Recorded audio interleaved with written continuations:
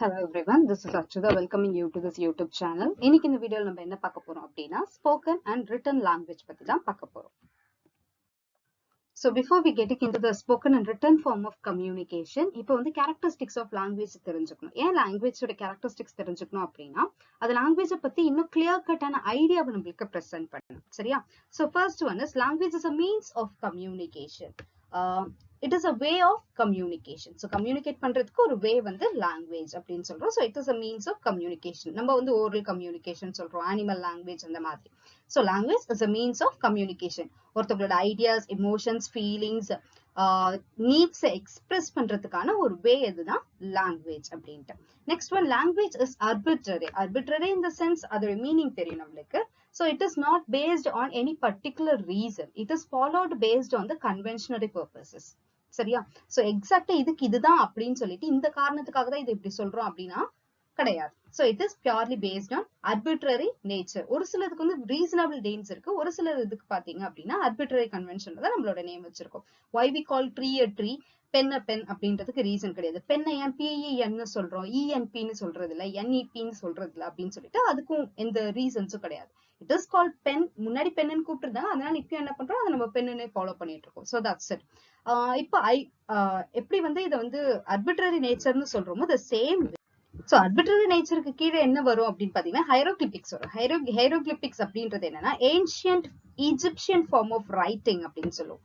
அது எப்படி இருக்கும் அப்படின்னு பாத்தீங்கன்னா it is an ideational representation மாதிரி தெரியும். That is ஒவ்வொரு லெட்டருமே பாத்தீங்க அப்படின்னா ஒரு ஐடியாவையோ ஒரு கான்செப்டையோ ஒரு பிக்சரையோ ரெஃபர் பண்ற மாதிரி இருக்கும். ஸோ சைனீஸ் லாங்குவேஜ் நம்ம பார்த்திருப்போம்ல, அந்த லெட்டர்ஸ் எல்லாம் கொஞ்சம் பெருசு பெருசா ஏதோ டிஃப்ரெண்டா டிரா பண்ற மாதிரியே இருக்க மாதிரி நம்மளுக்கு தெரியும்ல. ஸோ தட் இஸ் அதுக்கு பேர் தான் வந்து அந்த ஃபார்ம் ஆஃப் ரைட்டிங், ஒரு ஐடியாவை எக்ஸ்பிரஸ் பண்ற மாதிரி இருக்கக்கூடிய ரைட்டிங்க்கு பேர் வந்து ஹைரோகிளிபிக்ஸ் அப்படின்னு சொல்லுவோம். Next one is it is a system of systemனு சொல்லுவோம். So what is it called a system of system? Actually language is a system. சரியா? லாங்குவேஜ்ன்றதே ஒரு சிஸ்டம் தான். It is a system of system அப்படின்னு சொல்லும்போது நம்ம பேசும்போது எழுதும்போது we use language. அப்ப பேசும்போது சொல்லும்போது phonetic purpose-ஆ இருக்கட்டும், இல்ல ரிட்டன்னு சொல்லும்போது syntactical purpose-ஆ இருக்கட்டும். சரியா? ரெண்டுமே வந்து ஒரு கைண்ட் ஆஃப் ரூல்ஸ் அண்ட் ரெகுலேஷன்ஸை ஃபாலோ பண்ணும், ஒரு சிஸ்டமை ஃபாலோ பண்ற மாதிரி இருக்கும். So language itself is a system that follows a system. அதனாலதான் இதை வந்து system of systemனு சொல்றோம். இப்ப சவுண்ட்ஸ், இப்ப நான் பேசுறேன் அப்படின்னா பேசும்போது இந்தந்த வார்த்தையை தான் இந்தந்த வேர்டை வந்து மீன் பண்ணும். அப்ப பேசும்போது இந்த வார்த்தைக்கு அப்புறம் இந்த வார்த்தை தான் வரணும், இந்த வார்த்தைக்கு முன்னாடி இந்த வார்த்தை வரணும், இதுல இந்த லெட்டர் இந்த மாதிரி நம்ம எண்ட் பண்ணோம்னா இந்த மீனிங் இருக்கும் அப்படின்னு சொல்றோம்ல. அவன் வந்தான், அவன் வருகிறான், அவன் வந்து கொண்டிருக்கிறான், அவன் வருவான் அப்படின்னு சொல்லிட்டு அது ஃபைனல் எண்டிங் இன்ஃப்ளெக்ஷன்ஸ் இருக்கும்ல. இப்ப இந்த எண்டிங்க்குலாம் ஒரு மீனிங் இருக்குல்ல. இப்ப நான் அந்த எண்டிங்கை மாத்தும் போது த சேம் வே அதுவே மாறும், மீனிங்கும் மாறும். அதே மாதிரி ஒரு சில வார்த்தையை வந்து இப்படிதான் ப்ரொனவுன்ஸ் பண்ணணும்னு இருக்கும், இப்படி ப்ரொனவுன்ஸ் பண்ணக்கூடாதுன்னு இருக்கு. சரியா? மகள் அப்படின்னு சொல்லும் போது if you go for example in இங்கிலீஷ்ல எடுத்தோம் அப்படின்னா இதை வந்து ப்ரொடக்டிவிட்டின்னு தான் சொல்லணும்னு சொல்லுவாங்க. இட் இஸ் நாட் ப்ராடக்டிவிட்டி அப்படின்னு சொல்லிட்டு நம்மளால என்ன பண்ண முடியாது, இதை மாத்தி ப்ரொனவுன்ஸ் பண்ண முடியாது. இது வந்து ப்ரொடக்டிவிட்டி அப்படின்னா இது ப்ரொடக்டிவிட்டின்னு தான் படிக்கணும். ஏன் இதை வந்து ப்ரோன்னு படிக்கணும் தெரியாது. சோ எப்படியோ இதை வந்து பா அப்படின்ற ஒரு ரெப்ரஸன்டேஷனோட நம்ம ரெஃபர் பண்ணிருக்கோம் இந்த சவுண்ட். சரியா? சோ இதுக்கு பேர் தான் இந்த மாதிரி ஒரு சிஸ்டம், ஒரு ரூல்ஸை வந்து நம்ம வச்சிருக்கோம், அதை ஃபாலோ பண்றோம். அதே மாதிரி syntactical conversionக்கு வரும்போது so language is a symbol. இப்ப இதே ஸ்டேட்மெண்ட் எடுத்துக்கலாம். language is a system of systems. அப்ப language is எழுதுறோம். ஏன் வந்து முன்னாடி is போட்டுட்டு அப்புறம் போட்டுட்டு அப்புறமேட்டு system போட்டுட்டு அப்புறம் language போட்டு ஆஃப் போட்டு system போடல? because it is a predefined form. சரியா? அப்ப நம்ம ஏற்கனவே என்ன பண்ணிருக்கோம், ஒரு சென்டென்ஸ்னா இப்படிதான் கன்ஸ்ட்ரக்ட் பண்ணணும், சப்ஜெக்ட்னா இந்த இடத்துலதான் இருக்கணும், வேர்ப்னா இந்த இடத்துலதான் இருக்கணும், நம்ம என்ன பண்ணிருக்கோம், ஒரு ப்ரீடிஃபைன்டு செட், ஒரு ப்ரீடிஃபைன்டு மோல்ட வச்சுட்டு அந்த மோல்டுல தான் நம்ம என்ன பண்றோம், புதுசான சென்டென்ஸை கன்ஸ்ட்ரக்ட் பண்ணிக்கிட்டே இருக்கோம். சரியா? So it is a system of system. Next one, it is primarily vocal. So language is primarily vocal in nature. language னு சொன்ன உடனே நம்மளுக்கு மேக்ஸிமம் என்ன ஞாபகம் வரும், ஸ்போக்கன் லாங்குவேஜ் தான் ஞாபகம் வரும். ஸோ பிரைமரியா பார்க்கும்போது it is vocal in nature. And most important, it is a form of social behavior. Language is a form of social behavior. Very simple. என்ன அப்படின்னா ஒரு சொசைட்டல் பேஸ் பண்ணி சோசியல் பிஹேவியரல் பேஸ் பண்ணி தான் வந்து லாங்குவேஜ் நம்மளால use பண்ணவே முடியும். இப்போ ஒரு குழந்தை இருக்கு, ஒரு பேபி இருக்கு அப்படின்னா அது வந்து நீங்க ஒரு கம்ப்ளீட் இங்கிலீஷ் பேஸ்டு சொசைட்டில இருந்துச்சு அப்படின்னா அந்த குழந்தை வந்து இங்கிலீஷ் பேசும். தமிழ் பேஸ்டு சொசைட்டில இருந்துச்சுன்னா தமிழ் பேசும். ஹிந்தி பேஸ்ல இருந்துச்சுன்னா ஹிந்தி பேசும் அப்படின்னு சொல்லிட்டு அது நம்மளுக்கு தெரியும். மதர் டங் இல்லைன்னா கூட அந்த சொசைட்டில எல்லாரும் அந்த சுத்தி இருக்க அந்த சரௌண்டிங்ஸ், அவங்க வீட்டுல இருக்கவங்க எல்லாம் எந்த லாங்குவேஜ் பேசுறாங்க அந்த லாங்குவேஜ் பேசும். அதே அவங்க வீட்டுல இருக்கவங்க யாருமே பேசவே இல்லை அப்படின்னா அந்த குழந்தையும் பேசவே பேசாது. சோ வீட்டுல வளர்ற குழந்தை இல்ல சொசைட்டில வளர்ற குழந்தை பேசும். இதே ஒரு குழந்தை எடுத்து போய் ஃபாரஸ்ட்ல விட்டுட்டாங்க அப்படின்னா அது animal language. Tarzan is the best example. Animal language மட்டும் தான் தெரியுமே தவிர வாயை திறந்து பேச ஆர்டிகுலேட் பண்ணவே தெரியாது. So it is a social behaviour. அப்ப நம்ம சொசைட்டி எப்படி பிஹேவ் பண்ணுதோ அதை பேஸ் பண்ணி தான் நம்மளோட லாங்குவேஜும் இருக்கும். நம்ம சொசைட்டில வந்து எந்த விதமான லாங்குவேஜ் யூஸ் பண்றாங்களோ சரியா. சோ தமிழ்லயே வந்து டிஃப்ரெண்ட் டைலாக்ட்ஸ் இருக்குல்ல, கொங்கு தமிழ், மதுரை தமிழ், திருநெல்வேலி தமிழ்னு சொல்லிட்டு. சோ த சேம் வே அந்தந்த சொசைட்டி எப்படி பேசுறாங்களோ அந்த இன்ஃப்ளெக்ஷன்ஸ் எல்லாம் எப்படி இருக்குமோ அதே மாதிரிதான் அந்த ஆக்சென்டோட தான் அந்த குழந்தையும் பேசும். So it is a social behaviour. Next one it is a symbol system அப்படின்னு சொல்லுவோம். ஸோ மேக்ஸிமம் பாத்தீங்கன்னா நம்ம எல்லாருமே வந்து சிம்பிள்ஸ் தான் யூஸ் பண்றோம். May it be oral symbols or written symbol. சரியா. ஓரல் சிம்பிள் சொல்லும்போது சவுண்ட்ஸா இருக்கலாம் இல்லைன்னா லெட்டர்ஸா இருக்கலாம். So it is a symbol system. ஏதோ ஒரு விதமான சிம்பாலிக் ரெப்ரஸன்டேஷனை தான் நம்ம என்ன பண்ணிட்டு இருக்கோம், கொடுத்துட்டு இருக்கோம். Next one is productivity. Productivity அப்படின்னு சொல்லும் போது இங்கிலீஷ் எக்ஸாம்பிளா எடுத்துக்கலாம். இங்கிலீஷ்ல பாத்தீங்க அப்படின்னா only 44 sounds we have, the same time we have only 26 letters. சரியா. அந்த 26 லிமிட்டட் நம்பரை நம்ம யூஸ் பண்ணிட்டு we can produce unlimited products. அதுதான் வந்து ப்ரொடக்டிவிட்டி. நிறைய சென்டென்ஸ் நம்மளால என்ன பண்ண முடியும், ரீகன்ஸ்ட்ரக்ட் பண்ணிக்கிட்டே வர முடியும். we can construct numerous sentences the same way we can produce numerous words. so productivity அப்படின்னு சொல்லும்போது it depends upon the creative ability of the speaker. எப்படி வந்து ஒரு ஸ்பீக்கர் அந்த லாங்குவேஜை யூஸ் பண்றாங்களோ அவங்களோட ஃப்ளூவன்சி எப்படி இருக்கோ, அவங்களோட நாலேஜ் டுவர்ட்ஸ் தட் லாங்குவேஜ் எப்படி இருக்கோ அதை பேஸ் பண்ணி தான் அவங்களுடைய வெக்காபுலரி சிஸ்டம் பேஸ் பண்ணி அவங்க நிறைய வேர்ட்ஸ் யூஸ் பண்ணுவாங்க, நிறைய வேர்ட்ஸ் ப்ரொடியூஸ் பண்ணுவாங்க.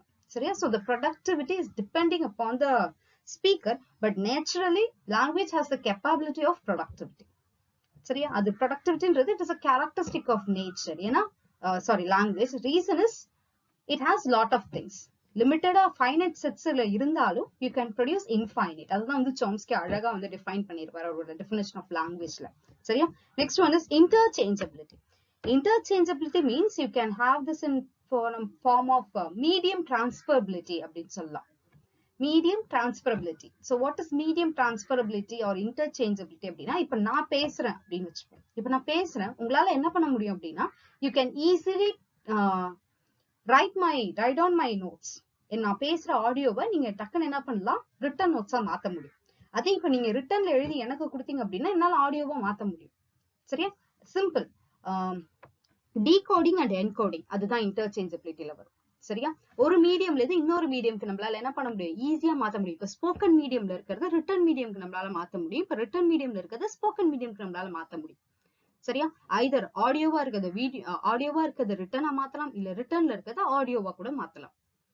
got so that's it. அதுதான் வந்து interchangeable capacity நம்மளுக்கு இருக்கு. because it is both spoken and written அப்படின்னு இருக்கும்போது ரெண்டுத்தையும் நம்ம யூஸ் பண்ணும்போது இது வந்து adaptable. லாங்குவேஜை பொறுத்தளவுக்கு interchangeability அப்படின்னு இருக்கு, எஸ்பெஷலி ஃபார் இங்கிலீஷ் அப்படின்னு சொல்லலாம். ஒரு சில லாங்குவேஜுக்கு வந்து you don't have written script அப்படின்னு சொல்லுவாங்க. அதுல வந்து இந்த interchangeability is not applicable. But அது வந்து மேக்ஸிமம் லாங்குவேஜ் அப்படி இல்லைன்றதுனால we don't take that into account. got so interchangeability is also a characteristics of language. So now we move on to spoken and written language. So hope this will be useful for you to understand language in a better sense. Now spoken and written language. இப்ப இந்த spoken and written language அப்படின்னு சொல்லும்போது நம்ம என்ன தெரிஞ்சுக்கணும் அப்படின்னு பாத்தீங்கன்னா, simple one is, இப்ப இந்த வீடியோவை பார்க்காம இந்த ஸ்லைட பார்க்காம ஹைட் பண்ணிட்டு நான் பேசுறத மட்டும் கேட்டு உங்களுக்கு ஒரு விஷயம் புரிஞ்சுது அப்படின்னா இப்ப நான் யூஸ் பண்ணக்கூடிய லாங்குவேஜ் என்னன்னு பாத்தீங்கன்னா ஸ்போக்கன் லாங்குவேஜ். சரியா. ஏன்னா லாங்குவேஜ்னா என்ன, கம்யூனிகேஷன், மீன்ஸ் ஆஃப் கம்யூனிகேஷன். அப்ப நான் இப்ப என்ன மீன்ஸ் ஆஃப் கம்யூனிகேஷன் உங்ககிட்ட யூஸ் பண்றேன், spoken way of communication use பண்றேன். அப்ப இதுக்கு பேரு ஸ்போக்கன் லாங்குவேஜ். இப்ப நான் பேசாம அமைதியா இருக்கு, ஜஸ்ட் இந்த ஸ்லைட மட்டும் உங்களால பார்த்து புரிஞ்சுக்க முடியுது அப்படின்னா that is written way of communication. அவ்வளவுதான். சோ லாங்குவேஜ்ன்றது ஒண்ணுதான். லாங்குவேஜ் ஜெனரல் பர்பஸ்ல பார்த்துட்டு written and spoken பார்க்கும்போது if we use or if a language is used through oral communication, it is called spoken. If it is in a written form, it is called written. Graphical formல இருந்துச்சுன்னா அது writtenனு சொல்றோம். got phonetical formல இருந்துச்சுன்னா அது வந்து spoken அப்படின்னு சொல்றோம். இதுதான் ரெண்டுத்துக்கும் உண்டான differences. சரியா? அப்ப spoken language, written language அப்படின்னு சொல்லும்போது which one is basic அப்படின்னு தெரிஞ்சுக்கணும். Basic அப்படின்னு சொல்லும்போது we have spoken form to be the basic and primary for written அப்படின்னு சொல்லலாம். When compared to written, spoken is more primary, more basic அப்படின்னு சொல்லுவோம். சரியா? ரீசன் என்ன அப்படின்னு பாத்தீங்கன்னா அதுக்கு நிறைய ரீசன்ஸ் இருக்கு. So first வந்து லாங்குவேஜ்ன்றதே நம்ம டிஃபைன் பண்ணும்போது என்ன பண்ணிருப்போம், it is a system of vocal signals, vocal symbols அப்படின்னு சொல்லியிருப்போம். அதனால கூட என்னன்னு சொல்லலாம், ஸ்போக்கன் லாங்குவேஜ் வந்து பிரைமரி ஃபார் ரிட்டன் லாங்குவேஜ் அப்படின்னு சொல்றோம். நெக்ஸ்ட் ஒன் வந்து 19th செஞ்சுரியில லிங்குவிஸ்ட் எல்லாரும் என்ன ப்ரூவ் பண்ணாங்க அப்படின்னா, என்ன வந்து சொன்னாங்க அப்படின்னா, all great literary languages of the world are derived ultimately from the spoken language of particular community. So அவங்க சொன்னது இதுதான். All literary languages of the world are derived ultimately from the spoken language of particular community. ஈஸியா இதை நம்ம understand பண்ணிக்கணும்னா RP English சொல்லலாம். RP means received pronunciation அப்படின்னு சொல்லுவோம். ஸோ ஆர்பி இங்கிலீஷ்னா மிட் இங்கிலாந்து டயலக்ட்னு சொல்லுவோம். ஈஸ்ட் மிட்லாண்ட் டயலக்ட் அப்படின்னு சொல்றோம்ல, அதுதான். ஏன் அப்படின்னா அங்கதான் வந்து you can have Oxford university, Cambridge, Oxford, அந்த யூனிவர்சிட்டியை சுத்தின அந்த சரௌண்டிங்ஸ்ல இருக்கக்கூடிய பீப்புள் என்ன பண்ணிட்டு இருந்தாங்க அப்படின்னா ரொம்ப வந்து அத்தன்டிகேட்டட் ஃபார்ம் ஆஃப் இங்கிலீஷை வந்து யூஸ் பண்ணாங்க. உடனே அந்த இங்கிலீஷ்ல என்ன பண்ணாங்க அப்படின்னா, ஏன்னா நிறைய பேர் ஸ்காலர்ஸ் இல்லையா, ஸ்காலர்ஸ் யூஸ் பண்ணா அது கொஞ்சம் ப்ராப்பரா இருக்கும், லேர்ன்டு மென் லிட்ரேட் பீப்புள் யூஸ் பண்ணிருக்காங்க அப்படின்றதுக்காக அந்த ஃபார்ம், அந்த டைலக்ட தான் என்ன பண்ணோம் அப்படின்னா we call it as a received pronunciation, இல்லைன்னா ஸ்டாண்டர்ட் இங்கிலீஷ் அப்படின்னு கொண்டு வந்தோம். அப்ப ஃபர்ஸ்ட் எடுத்த உடனே பேசதான் ஆரம்பிக்கிறாங்க. அதுக்கப்புறம் தான் என்ன பண்ண ஆரம்பிச்சிருக்காங்க அப்படின்னா அந்த டைலக்ட்ல எது வந்து பெட்டரா இருக்கோ அதை வந்து லிட்ரரி பர்பஸ்க்காக யூஸ் பண்ணாங்க. இப்ப வந்து லாங்குவேஜ்ல எது பெட்டர் லாங்குவேஜ் அப்படின்ற ஒரு கால்குலேஷனுக்கு நம்ம போனோம் அப்படின்னா நம்ம கையில இருக்கக்கூடிய எவிடன்சஸ் பாத்தீங்கன்னா புக் ரிட்டன் ஸ்கிரிப்டை வச்சுதான் நம்ம அனலைஸ் பண்ண முடியும். ஏன்னா நம்மகிட்ட வந்து அந்த அளவுக்கு ஸ்போக்கன் எவிடன்சஸ் இருக்கான்னு கேட்டா கொஞ்சம் கம்மி தான் when compared to written evidences. printed materials நம்மளுக்கு கொஞ்சம் ஜாஸ்தி. ஏன்னா அதுக்கப்புறம் தான் என்ன கண்டுபிடிச்சாங்க அப்படின்னா ஆடியோ ரெக்கார்டர், வீடியோ ரெக்கார்டர், இதெல்லாம் இப்போ வந்ததுக்கு அப்புறமேட்டா இட் வாஸ் அதை வந்து யூஸ் பண்ணிட்டு இருக்கோம். பட் அதுக்கு முன்னாடி பாத்தீங்கன்னா லிட்ரல் லாங்குவேஜஸ் தான். அப்ப அந்த லிட்ரல் லாங்குவேஜஸ் வருது அப்படின்னா அதுக்கு முன்னாடி என்ன பண்ணிருக்கணும், ஸ்போக்கன் லாங்குவேஜ் இருந்திருக்கணும். அப்பதான் நம்ம என்ன பண்ணுவோம், எது தப்பு எது சரின்னு கண்டுபிடிச்சு சரியானது இன்னும் கொஞ்சம் மாடிஃபை பண்ணி பெட்டரா ஆக்கி பெஸ்டா மாத்திருப்போம். சரியா? சோ அந்த 19th செஞ்சுரியில தான் என்ன டிட்டர்மின் பண்ணாங்க அப்படின்னா, இப்போ ஒரு லிட்ரரி லாங்குவேஜ் பெஸ்டா இருக்கு, அப்ப ரிசீவ்டு ப்ரொனன்சியேஷன் ஒண்ணு இருக்கு, ஸ்டாண்டர்ட் இங்கிலீஷ்னு ஒண்ணு இருக்கு அப்படின்னா கண்டிப்பா அன்ஸ்டாண்டர்ட் ஃபார்ம் நிறைய இருந்திருக்கணும்ல. அப்ப அன்ஸ்டாண்டர்ட் ஃபார்ம்ஸ் இருக்கும்போதுதான் நம்மளால என்ன பண்ண முடியும், இதுதான் ஸ்டாண்டர்ட்னே சொல்ல முடியும். Then we have lots of dialects அப்படின்ற விஷயம் தெரிய வரும். ஓகேவா? சோ அதை பேஸ் பண்ணி என்ன சொல்லலாம், ஸ்போக்கன் லாங்குவேஜ் தான் வந்து ஃபர்ஸ்ட் பிரைமரி அப்படின்னு சொல்லலாம். அப்படி இல்லைன்னா வி ஹாவ் 4 priorities. சரியா? Based on John Lyons language and linguistics அந்த புக்கை பேஸ் பண்ணி பார்க்கும்போது he has discussed about 4 priorities to prove spoken language is better அப்படின்னு primary அப்படின்னு ப்ரூவ் பண்றதுக்காக. என்னன்னா historical priority, structural priority, functional priority and biological priority இருக்கு. so historical priority அப்படின்னு சொல்லிட்டு பார்க்கும்போது when we go for history and we search through histories, அந்த history ஃபுல்லா நம்ம போய் சர்ச் பண்ணி பார்த்தாலும் நம்மளுக்கு ஃபர்ஸ்ட் என்ன கிடைக்கும், ஹிஸ்டாரிக்கல் எவிடன்சஸ் அப்படின்னு பாத்தீங்கன்னா ரிட்டன் ஸ்கிரிப்ட்ஸ் இருக்கும். அப்படி அந்த ரிட்டன் ஸ்கிரிப்ட்ஸ் எல்லாம் பாத்தீங்கன்னா லிட்ரல் லாங்குவேஜ் தான் யூஸ் பண்ணிருப்பாங்க. அப்ப அந்த லிட்ரல் லாங்குவேஜை பார்க்கும்போது என்ன தெரியும், கண்டிப்பா ஒரு ஸ்போக்கன் லாங்குவேஜ் இருந்திருக்கும் அப்படின்ற விஷயம் நம்மளால ஒரு அசம்ஷன் கொண்டு வர முடியும். சரி, that is historical priority. Next வந்து ஸ்ட்ரக்சரல் ப்ரையாரிட்டி. அப்ப ஸ்ட்ரக்சரல் ப்ரையாரிட்டி அப்படின்னு சொல்லும்போது லாங்குவேஜோட ஸ்ட்ரக்சர் பேஸ் பண்ணி. சரியா? அப்ப ரிட்டன் லாங்குவேஜ் அப்படின்னு சொன்ன உடனே என்ன யூஸ் பண்ணிருக்கோம் ரிட்டன் லாங்குவேஜ்லன்னு பாத்தீங்கன்னா ஷேப் தான் யூஸ் பண்றோம். இப்ப நான் எழுதியிருக்கேன்ல, இது எல்லாமே ஒரு ஷேப். சரியா? அப்ப ஸ்போக்கன் லாங்குவேஜ்ல என்ன யூஸ் பண்றோம், சவுண்ட் யூஸ் பண்றோம். சரியா? ரிட்டனுக்கு வந்து எப்படி ஷேப்போ ஸ்போக்கனுக்கு சவுண்ட் யூஸ் பண்றோம். சரியா? அப்ப when written sentences will be isomorphic with the corresponding spoken sentences. இதை எங்க நீங்க ஈஸியா அண்டர்ஸ்டாண்ட் பண்ணிக்கலாம் அப்படின்னா, ஐசோமார்பிக் அப்படின்னா சேம், சிமிலர் அப்படின்னு சொல்லுவோம். ஒன் அண்ட் த சேம் அப்படின்ற மாதிரி மீனிங்ல வரும். தட் மீன்ஸ் ரிட்டன் இப்ப நம்ம எழுதுற ஒவ்வொரு ஷேப்புமே நம்மளுடைய ஸ்போக்கன் சவுண்ட் கூட ஒத்து போற மாதிரி இருக்கும் அப்படின்றது. ஃபார் எக்ஸாம்பிள் ஆ, சரியா, இந்த ஓன்னு இங்கிலீஷ்ல எழுதுறோம்ல, இத வந்து ப்ரொனவுன்ஸ் பண்ணும்போது பாத்தீங்கன்னா ஆ அப்படின்னு சொல்லும். அப்ப அந்த ஆன்னு சொல்லும் போது பாத்தீங்க அப்படின்னா நம்மளுடைய லிப் ஸ்ட்ரக்சர் பாத்தீங்கன்னா it will become into a O, அந்த ஷேப்புக்கு வரும், ஒரு மாதிரி ரவுண்டட் ஷேப்புக்கு வரும். கரெக்டா? சோ அந்த ஷேப் பேஸ் பண்ணி தான் இத வந்து ரிட்டன் ஸ்கிரிப்ட், அந்த சவுண்ட்ல இருக்கக்கூடிய அந்த ஷேப்பை பேஸ் பண்ணி நம்ம இந்த ரிட்டன் ஷேப்பை வந்து கொண்டு வரது இருக்கும். You can easily have those things. But இங்கிலீஷ்ல எல்லாத்தையுமே அப்படி சொல்ல முடியுமா அப்படின்னு கேட்டா not most of them. சரி, ஒரு சில லாங்குவேஜ்ல பாத்தீங்க அப்படின்னா ரிட்டனும் ஸ்போக்கனும் ரெண்டுமே பாத்தீங்கன்னா சிமிலரா இருக்கிறதுக்கு சான்சஸ் இருக்கு. அந்த ஷேப் வந்து அந்த சவுண்டோட ஒத்து போறதுக்கு சான்ஸ் இருக்கு. சரியா? Not all the sounds and all the alphabets of English. ஏன்னா அதுல 44 சவுண்ட்ஸ் இருக்கு, 26 லெட்டர்ஸ் தான் இருக்கு. அப்படி பாத்தீங்கன்னா 44 லெட்டர்ஸ் இருக்கணும்ல, கிடையாது. காட்? சோ அந்த சிம்பாலிக்கல் ரெப்ரசன்டேஷன், அப்ப அந்த ஷேப்பும் அந்த சவுண்டும் you can say for understanding purpose கொஞ்சம் கொஞ்சம் ஒத்து போற மாதிரி இருக்கும். சோ ஃபர்ஸ்ட் என்ன பண்ணிருப்போம், அந்த வேர்டை அந்த சவுண்ட் வந்து ஆர்டிகுலேட் பண்ணிருப்போம். அந்த சவுண்ட கொடுத்ததுனாலதான் என்ன பண்ணிருக்கலாம், நம்ம அந்த ஷேப்பை வந்து நம்மளால கொண்டு வர முடிஞ்சிருக்கு. சரியா? சோ அப்ப பார்க்கும்போது ஆல்பபெட்டிக் ரைட்டிங் சிஸ்டம் அப்படின்ட்டு எந்தெந்த லாங்குவேஜ்ல நம்ம ஃபாலோ பண்ணிக்கிட்டு இருக்கோமோ அந்த லாங்குவேஜ் எல்லாமே கண்டிப்பா ஷேப்புக்கும் சவுண்டுக்கும் ஒரு பர்டிகுலர் அசோசியேஷன் இருக்கும். சரியா? எந்தெந்த லாங்குவேஜ்லாம் ஆல்பபெட்டிக் ரைட்டிங் சிஸ்டம் ஃபாலோ பண்ணிட்டு இருக்காங்களோ அந்தந்த லாங்குவேஜுக்கு எல்லாம் there will be an association of particular shape with particular sound. இப்ப நம்மளோட இங்கிலீஷ் எடுத்துக்கிட்டீங்கன்னா 44 சவுண்ட்ஸ்க்கு 44 ஐபிஏ இருக்குல்ல, இன்டர்நேஷனல் போனடிக் ஆல்பபெட் வச்சிருக்கோம்ல.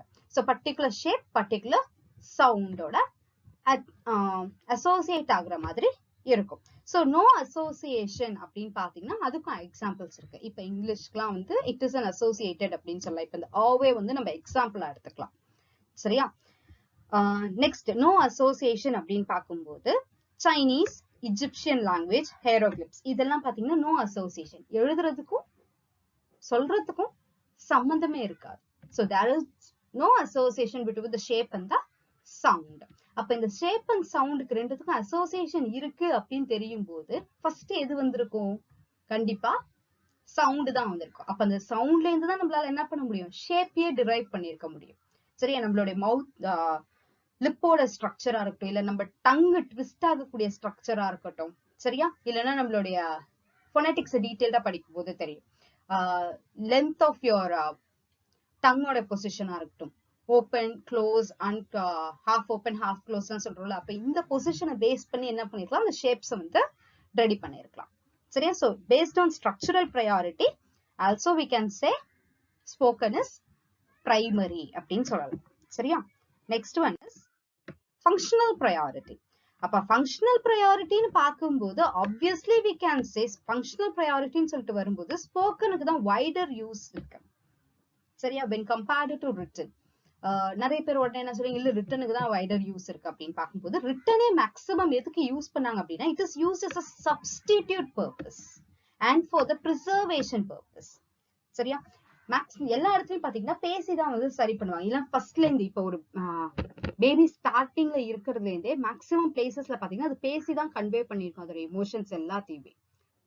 எப்ப வந்து ரிட்டன் யூஸ் பண்றோம் அப்படின்னா it is for the substitute purpose. இப்போ ஒருத்தவங்க கிட்ட டைரக்டா பேச முடியல, வாயை திறந்து பேச முடியல, ஆர்டிகுலேட் பண்ண முடியல அப்படின்ற பட்சத்துலதான் நம்ம என்ன பண்ணுவோம், அதை ரிட்டர்ன்ல கம்யூனிகேட் பண்றோம்.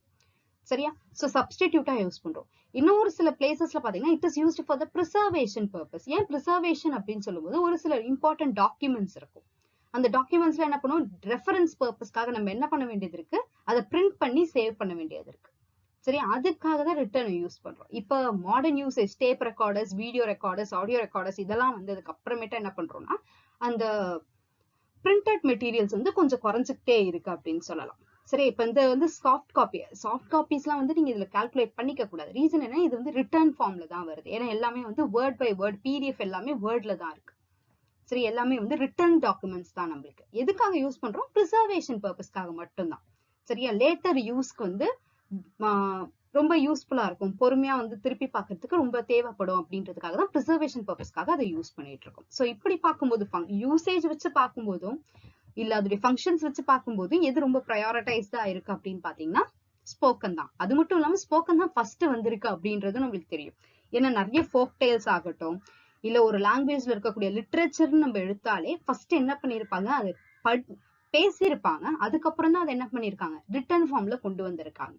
சரியா? So first it is spoken out. அதுக்கப்புறமேட்டு தான் பொறுமையா அதோட ஷேப்பை கண்டுபிடிச்சு அந்த ஷேப்பை யூஸ் பண்ணி எழுதவே ஆரம்பிச்சிருக்காங்க. ஸோ ஃபங்க்ஷனல் பர்பஸ் பார்க்கும்போது அந்த ப்ரையாரிட்டிலையும் spoken is primary. Next one is biological priority.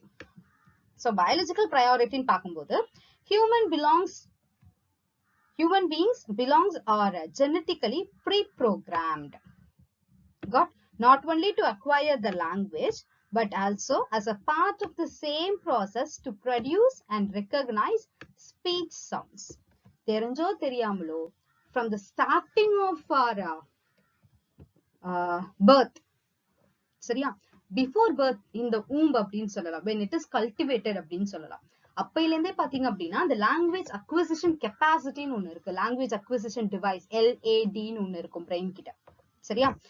Language acquisition device அப்படின்னு சொல்லிட்டு மொழியை வந்து ஏற்றுக்கொள்கிற அந்த அக்வயர் பண்ணக்கூடிய அந்த கெப்பாசிட்டி இருக்கும் ஒவ்வொரு சைல்டுக்கும். சரியா? Unless it has a defect, அது டிஃபெக்டிவா இல்லாத வரைக்கும் எல்லா சில்ட்ரனுக்குமே வந்து ஒரு லாங்குவேஜை புரிஞ்சுக்கக்கூடிய கெப்பாசிட்டி உண்டு.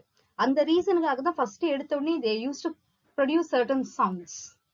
நியூ பார்ன்ல சொல்லும் போது கொஞ்சம் கொஞ்சம் சவுண்ட்ஸ் வரும். அதுக்கப்புறமேட்டு கொஞ்சம் கொஞ்சமா அந்த வேர்ட்ஸ் எல்லாமே வந்து ஹாஃப் வேர்ட்ஸா கேட்கும். அந்த ஹாஃப் வேர்ட்ஸ்க்கு அப்புறமேட்டு அந்த ஃபுல் வேர்ட்ஸ் அண்ட் சென்டென்சஸ் அப்படின்னு சொல்லிட்டு வளரும் போது பழகிக்கிட்டே வரும். ஸோ ஃபர்ஸ்டே வந்து ஜெனட்டிக்கலாவே நம்மளுக்கு என்ன ப்ரோக்ராம் பண்ணிருக்காங்க அப்படின்னா லாங்குவேஜை அக்வயர் பண்றதுக்கான ஸ்கில் அந்த கெப்பாசிட்டி வந்து நம்மளுக்கு ப்ரோக்ராம்டு. சரியா? அது மட்டும் இல்லாம அந்த ப்ரோக்ராம் கரெக்டா இருக்கும் பட்சத்துல நம்ம என்ன பண்ண முடியும், we can able to produce the speech sounds without any disturbances. சரியா? எக்ஸாக்ட் நம்மளால பேசவும் முடியுது.